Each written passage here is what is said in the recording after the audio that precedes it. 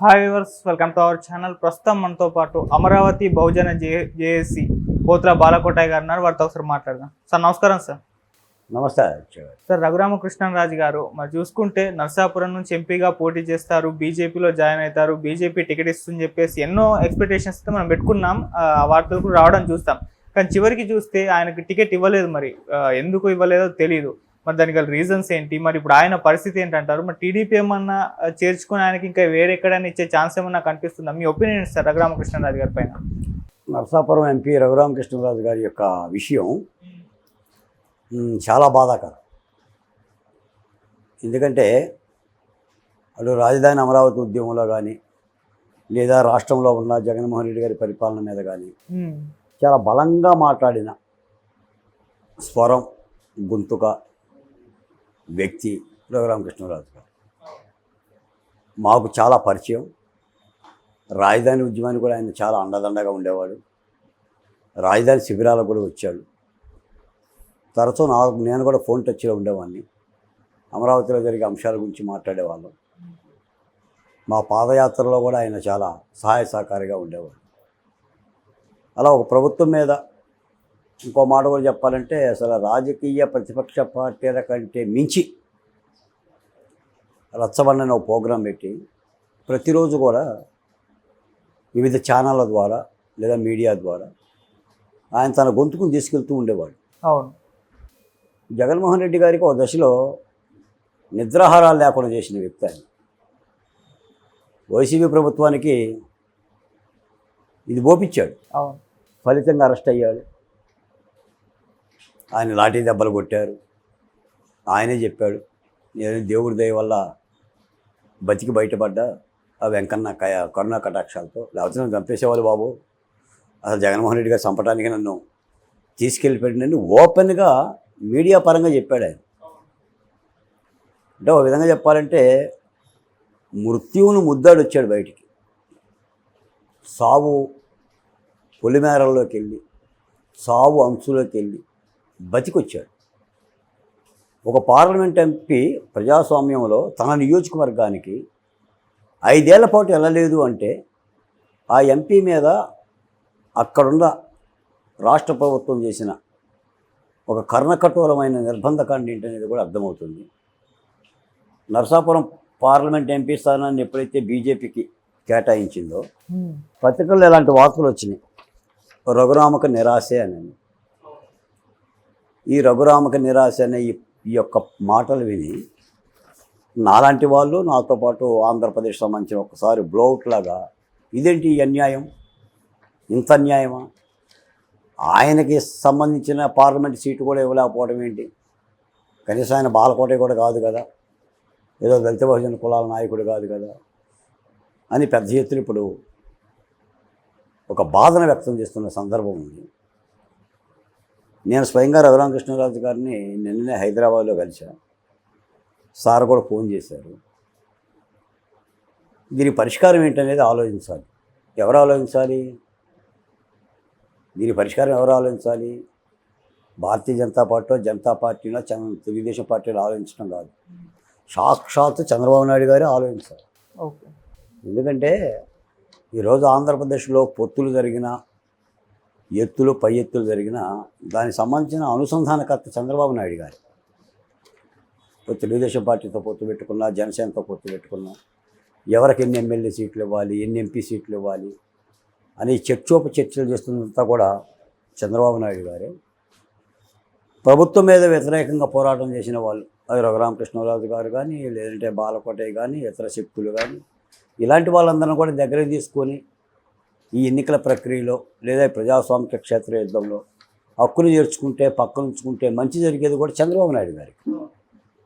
మరి ఆ కోణం ఎందుకు లోపిస్తుందో అర్థం కాదు, కానీ అదైతే ఉండాలి. మేమైతే ఒక మాట స్పష్టంగా చెప్పాను రఘురామకృష్ణరాజు గారికి.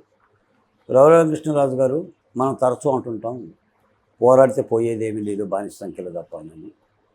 మనం నమ్ముకున్నది ప్రజలని, రాష్ట్ర ప్రజలని.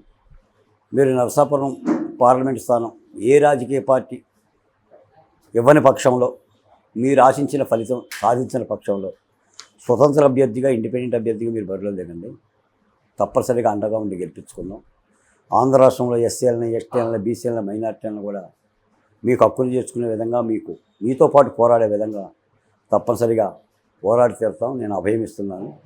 ఎందుకంటే ఆదిత్య గారు, రాజకీయ పక్షాలు ఎప్పుడు కూడా వాళ్ళ రాజకీయ కోణాల్లోనే నిర్ణయాలు తీసుకుంటున్నాయి. తరచు మనకు అది కనిపిస్తుంది.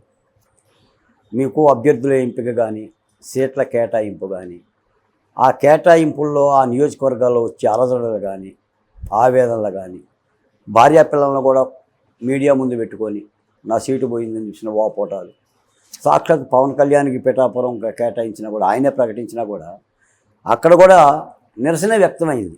అంతే తప్ప పవన్ కళ్యాణ్ గారు రావడం మాకు ఆనందదాయకం అని చెప్పేసి అని అక్కడ మిత్రపక్షంగా ఉన్న తెలుగుదేశం పార్టీ కూటమి సభ్యులు కానీ, అక్కడున్న అభ్యర్థి కానీ అలా ఏం ప్రకటించరు. చాలా చోట్ల ఇవి జరుగుతున్నాయి. కానీ ఇలాంటి యొక్క వ్యవహారం ఏమవుతుందంటే, ఈ కూటమి నడకకి స్పీడ్ బ్రేకర్లు అవుతాయి, అడ్డుపడుతూ ఉంటాయి. కూటమి మీద మరకలు పడకూడదు. వాళ్ళ స్నేహాన్ని ప్రజలు ఆశీర్వదించాలి. మేము చాలా చోట్ల చెప్తూ ఉంటుంటాం, ఉద్యమ నాయకులుగా లేదంటే రాష్ట్రాన్ని బాగుకోరుకునే వ్యక్తులుగా, కూటమిలో నాయకులు వాళ్ళు కూర్చొని టీ తాగి, వాళ్ళు కూర్చొని చర్చోపచర్చలు చేసి శభాష్ అనుకుంటే కుదరదు. ఈ పొత్తులు ప్రజలు ఆశీర్వదించాలి. వీళ్ళు స్నేహితులు అన్నారు, ఈ స్నేహితులు ఎలా ఉండాలి అనేది ప్రజలు చూస్తూ ఉంటుంటారు. పక్కన అధికార పక్షం ఏం చేస్తుందో చూడాలి. జగన్మోహన్ రెడ్డి గారు ఓరమాసలోకి వెళ్ళిపోతున్నాడు. ఆయన పక్కన మొత్తం కూడా కామన్ మ్యాను చెయ్యి ఎత్తి మరి జగనన్న అని చెప్పి అరుస్తున్నాడు. ఇక్కడ చూస్తే ఏంటంటే, ఆ కింది కులాల యొక్క జనం కానీ, వాళ్ళ యొక్క నినాదాలు కానీ అవి కనిపించకపోవడం అనేది కొంత ఇబ్బందికరంగానే ఉంటుంది. ఏదైనా జగన్మోహన్ రెడ్డి గారు ఏదో తప్పిదాలు చేశారు, ఆయన ప్రభుత్వం చేయకుండా పాపాలు చేసినాయి, నేరాలు చేసినాయి, రాష్ట్రం అంతా కుదేలైపోయింది, రాష్ట్రంలో అభివృద్ధి ఎక్కడా మంచుపైన కనిపించడంలా, అన్ని సామాజిక వర్గాలలో ఆయన పరిపాలనలో బాధలు పడుతున్నారు, ఆవేదన చెందుతున్నారు అని చెప్తున్నాం. ఇదంతా యథార్థమే. ఇదంతా యథార్థమైనా కూడా మరి మనం ఏం చేయబోతున్నాం? మనం ఆ బాధలు పడుతున్న ప్రజల్లో ఎలా ఉన్నాం? ఆ బాధలు పడుతున్న ప్రజలకు ప్రతినిధులుగా ఉన్న వాళ్ళని మీరు ఎక్కడుంచారు అనేది కూడా ప్రజలు చూస్తారు. ఈ రోజున ఆంధ్రప్రదేశ్లో ఎన్నికలు జరుగుతున్నాయి కోలాహలంగా. అభ్యర్థులందరూ కూడా ఓట్లను అర్జిస్తున్నారు. మరి 4 ఏళ్ళుగా పోరాటం చేసి వైసీపీ పార్టీ మీద లేదంటే ప్రభుత్వం మీద తిరగబడ్డ బాలకోటయ్య ఈరోజు హైదరాబాద్లో ఉన్నాడు. నిజానికైతే ఎన్నికల ప్రజాక్షేత్రంలో ఉండాలి. మరి ఈ భేదభావాలు, ఈ తారతమ్యాలు ఎలా జరుగుతున్నాయి అనేది సమీక్షించుకోగలగాలి. అందుకని రఘురామకృష్ణరాజు గారు ఏ నిర్ణయం తీసుకున్నా భవిష్యత్తులో తప్పనిసరిగా రాష్ట్ర ప్రజలు అండగా ఉంటారు. రాష్ట్ర ప్రజలతో పాటు మేము ఉంటాం. సాధారణంగా చెప్పటం ఏంటంటే, ఈ 2-3 రోజుల్లో ఈ వివాదానికి ఏదో క్లైమాక్స్కి ఏదో తెర పడుతుందని చెప్పి ఆశిస్తున్నాం. కానీ వాస్తవంగా పరిస్థితులు చూస్తూ ఉంటుంటే అంత ఆశాజనకమైన పరిస్థితి అయితే కనిపించడంలా. అసలు అలాంటి పరిస్థితులు ఉంటే అసలు ఎటువంటి పరిస్థితి రాదు. సాధారణంగానే ఆ నరసాపురం పార్లమెంటు సీటు బీజేపీకి ఇస్తే బీజేపీ అభ్యర్థి అవ్వాలి, లేదా టీడీపీ ఇస్తే టీడీపీ అభ్యర్థి అవ్వాలి. అలా వెళ్ళకూడదు. ఇప్పుడు కొత్తగా విజయనగరం ఇద్దామా, లేదంటే రఘురామకృష్ణరాజు గారిని ఎమ్మెల్యేగా నిలబెడదామా, ఎమ్మెల్యేగా నిలబెట్టి మంత్రిగా ఇద్దామా అనే చర్చలు జరుగుతున్నాయి. ఆయనైతే వేరే నియోజకవర్గం పోవటానికి, ఎమ్మెల్యేగా పోటీ చేయడానికి అయితే సుముఖత చూపుతున్న మార్గం అయితే ఏం లేదు. ఎందుకంటే ఆయన కొట్లాడింది పార్లమెంటు నరసాపురంలో, అక్కడే కొట్లాడాలి, అక్కడే చూపిస్తానన్నాడు. మీరు గుర్తుందో లేదో, పవన్ కళ్యాణ్, చంద్రబాబు నాయుడు గారు పాల్గొన్న జెండా సభలో కూడా ఆయనే ప్రకటించుకున్నాడు, నేను బీజేపీ, జనసేన, తెలుగుదేశం ఏ పార్టీ తరపైన నరసాపురం సీటు నాదే అని ఆ ఇద్దరి సమక్షంలోనే మాట్లాడారు. మరి ఆ సందేశం ఉన్నప్పుడు ఏంటంటే, మరి ఆయనతో మాట్లాడగలగాలి. ఆ పార్టీలు మాట్లాడి దాన్ని పరిష్కారం చేసుకోవాలి తప్ప వివాదం చేయకూడదు. సహజంగా ఒక మాట వినిపిస్తూ ఉంటుంటుంది. రఘురామకృష్ణరాజు గారు బీజేపీ కాదు కదా, తెలుగుదేశం పార్టీ కాదు కదా, జనసేన పార్టీ కాదు కదా, మరి ఎలా ఇస్తారు సీటు మీకు? రఘురామకృష్ణరాజు గారికి ఎలా సీట్ ఇస్తారు? లేదా బాలకోట కూడా 3 పార్టీలు కాదు కదా, ఎలా సీట్ ఇస్తారు అని అంటూ ఉంటారు. ఇది ఒక అసంబద్ధమైన ప్రశ్న. ఇప్పుడు మీకు ఇష్టమైతే రాష్ట్ర హద్దులు తెలియని వాళ్ళందరూ పిలిచి సీట్లు ఇస్తున్నారు కదా. ఎవడో రిటైర్డ్ అయినా ఒక దళిత ఐఏఎస్, ఐపీఎస్, ఐఆర్ఎస్ ఆఫీసర్ ఉంటే వాడి ఇంటికి వెళ్ళిపోయి వాడు కొంపకి వెళ్ళిపోయి నిద్ర లేపిస్తున్నారు కదా. ఇప్పుడు సోమవారం వైసీపీలో ఉంటే మంగళవారం టీడీపీలో తీసుకుంటున్నాం కదా. ఇంతమందికి అన్నం పెడుతున్నాం కదా. ఇంతమందికి అన్నం పెడుతున్నప్పుడు ప్రభుత్వం మీద పోరాడిన వాళ్ళకి అన్నం పెట్టడానికి చేతులు ఎందుకు రావు? ఇది కామన్ మ్యాన్ అడుగుతాడు. నేను అడిగినా అడగకపోయినా చెప్పినా చెప్పకపోయినా ప్రజలు ఈ కోణం చూస్తారు. కాబట్టి దీనికి ఒక పరిష్కారం చెప్పాలి. పరిష్కారం ఏదన్నా అయినా కూడా రఘురామకృష్ణరాజు గారు ఏ నిర్ణయం తీసుకున్నా కూడా అండగా ఉంటాం. ఒక్కోసారి ఏమవుతుంటే రాజకీయాల్లో ఇలాంటి చిన్న చిన్న తప్పిదాలే పెద్ద తప్పిదాలు అయిపోయి బ్లోఅవుట్ లాగా పగిలిపోతూ ఉంటుంటాయి. కోనసీమలో కనుక ఆయిల్ పైపులు కనుక బ్లోఅవుట్ వచ్చినట్టుగా నరసాపురంలో కూడా బ్లోఅవుట్ వస్తుంది. ఎప్పుడైతే బ్లోఅవుట్ వచ్చిందో మళ్ళీ వాతావరణం అంతా మారుతుంది. రఘురామకృష్ణరాజు గారు లాంటి వాళ్ళు నిర్ణయం తీసుకుంటే బాలకోట వాళ్ళు నిర్ణయం తీసుకోవాలి. బాలకోట నిర్ణయం తీసుకుంటే ఇంకో బహుజన కులాల నాయకులు నిర్ణయం తీసుకోవాలి. మేము శక్తులమే. ఈ రోజున రాజకీయ పార్టీలు మాకు లేకపోతే లేకపోవచ్చు. అందుకని అంటే రాజకీయ పక్షాల వాళ్ళు పోరాడేటప్పుడు ఏంటంటే ప్రధానంగా ప్రతిపక్ష పార్టీలు వాళ్ళకు ప్రజా ఆమోదం కలిగిన ఒక ప్రజలకు సంబంధించిన వ్యక్తులు కూడా పక్కనుంటే మంచి జరుగుతుంది. దాన్నే ధర్మయుద్ధం అంటారు. సహజంగా ధర్మయుద్ధం అంటారు కదా. రాముడు ధర్మయుద్ధం చేశాడు. యుద్ధాన్ని గెలవటానికి వానరులని, అలాగనే వానర మూకని లేదా విభీషకుని ఇలా అందరినీ కలుపుకొని పోరాటం చేశాడు కాబట్టి ధర్మయుద్ధం అయింది. మేము కూడా ధర్మయుద్ధం చేస్తామని అంటారు కదా. మరి ధర్మయుద్ధం అంటే వీళ్ళందరూ కలుపుకోవటం, మరి వీళ్ళందరూ లేకపోవడం చేస్తే మరి ధర్మయుద్ధం ఎట్టవుతుంది? ఇది కూడా ప్రశ్నే. అందుకని చెప్పేందుకే కాదు సూక్తులు, ఆచరించేందుకు కూడా సూక్తులు ఉండాలి. ప్రజలు ఇది చూస్తారు ఎప్పుడు కూడా. సాధారణంగా ఇప్పుడు జరుగుతున్న వాతావరణాన్ని బట్టి ఏంటంటే కూటమి యొక్క మీరు ఇందాకన్నారు కూటమిలో కొంత తలకలో కొద్దిగా తలనొప్పి వ్యవహారాలు. ఇప్పుడు నీకు సీటు వస్తుంది అనుకుంటున్నారు, 10 రోజులు మీ పేరే ఉంటుంది, 11వ రోజు మీ పేరు పోయి నా పేరు ఉంటుంది, 12వ రోజు నా పేరు పోయి 13వ రోజు నాకు కూడా పేరు ఉంటుంది. అంటే ఇదంతా కూడా ఏంటంటే ప్రజలు ఒక కిచిడీలాగా అసంతృప్తికి గురవటానికి ఆస్కారం ఉండి కూటమి మీద మరకలు పడతాయి. విశ్వాసం సన్నగిలుతుంది. ఆ విశ్వాసం ఎప్పుడైతే సన్నగిలుతుందో అది ఓటర్లలో ఎన్నికల్లో ప్రభావితం చూపిస్తుంది. ఎప్పుడైతే ఈవీఎం మిషన్ దగ్గరికి ఓటర్ వెళ్ళాడో ఆ మిషన్ మీద గుర్తుకు ఓటేసే ముందు ఏంటంటే ఆ పార్టీ విశ్వాసం చూస్తాడు. ఆ విశ్వాసం సన్నగిలిందంలోనే ఈ బటన్ కాస్త ఇంకొక గుర్తు మీదకి పోతుంది. ఇలాంటివి జరుగుతూ ఉంటాయి. సమీక్షించుకొని కూటమి అభ్యర్థులు సరైన దిశకి వెళ్ళాల్సిన అవసరం అయితే ఉంది. సమయం కూడా చాలా తక్కువ ఉంది. సమయం ఆసన్నమైంది. ఇప్పుడు ఈ సమయంలో ఇలాంటి పొరపచ్చాలు ఉండకూడదు. వీ స్టాండ్ రఘురామకృష్ణరాజు అనేది ఆంధ్ర రాష్ట్రంలో ఒక నినాదమైంది ఇప్పుడు ఈ రోజున సోషల్ మీడియాలో. అందుకని ఆయన ఫోన్ చేయగానే విజయవాడ నుంచి హైదరాబాద్ వరకు వెంటనే ఆయన్ని కలవాలి. ఆయన ఏం ఆలోచిస్తున్నాడు, ఆయనకు ఒక అన్యాయం జరిగింది, ఏం బాధపడుతున్నాడు, మనం కూడా పలకరించకపోతే అట్ట అని ఒక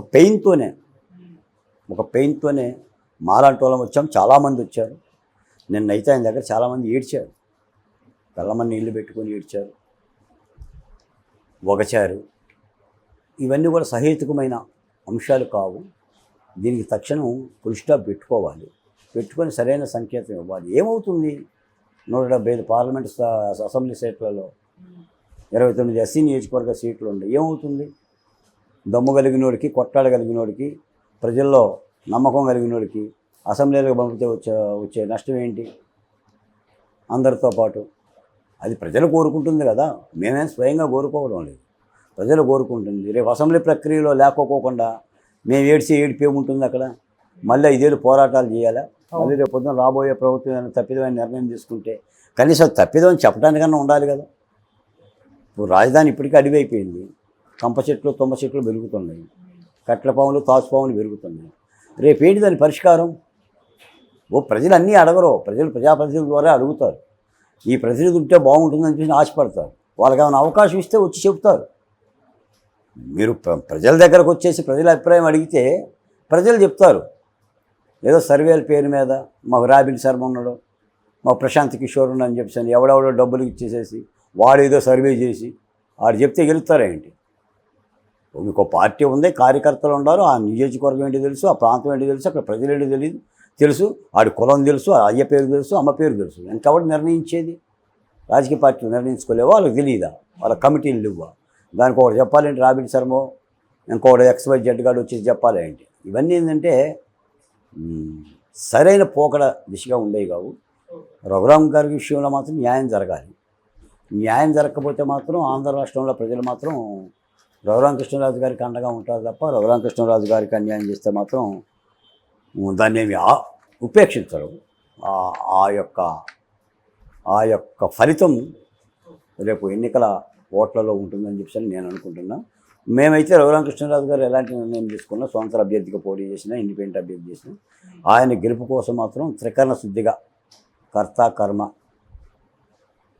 వాచ ఆయన కోసం పనిచేద్దామని నిర్ణయం తీసుకొని ఆయన కూడా అదేనే భరోసా కలుగు చేసాము. మంచి జరగాలని చెప్పి ఆశిస్తాము. ఓకే.